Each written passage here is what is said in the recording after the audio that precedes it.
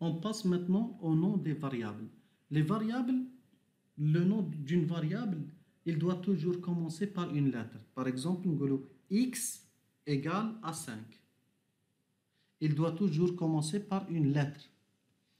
On ne peut pas trouver, par exemple, le nom d'une variable, il ne doit pas commencer par un caractère.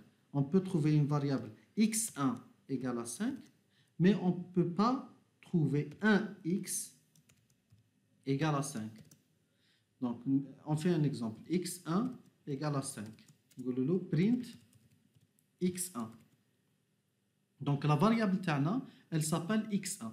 Si je fais exécuter, donc automatiquement, il m'a donné le résultat 5. Si je fais 1x, je nomme la variable taille 1x, et ici, je lui donne print 1x. Je fais exécution. Qu'est-ce qu'il a donné? Invalide syntaxe. Donc, le nom d'une variable ne doit pas commencer par un numéro. La variable doit toujours, le nom doit toujours commencer par une lettre. En plus, le nom d'une variable il peut contenir du alpha numérique.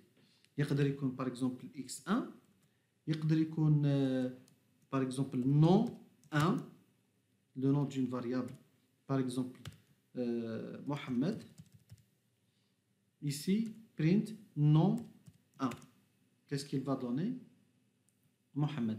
Donc, le nom d'une variable, il commence par il doit commencer par une lettre. Il peut contenir des lettres et des numéros. Voilà. On peut trouver aussi des variables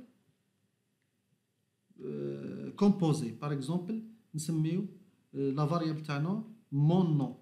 Mon tiré nom. Mon nom égale, par exemple, Mohamed. Print mon nom. Je fais exécuter. Voilà, il a exécuté. Supposons le tiré, c'est le tiré 8. Je mets le tiré 6. Maintenant, on ne peut pas mettre le tiré 6 parce que le tiré 6 veut dire le moins, la soustraction.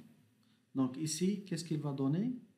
Il m'a donné can't assign to operator.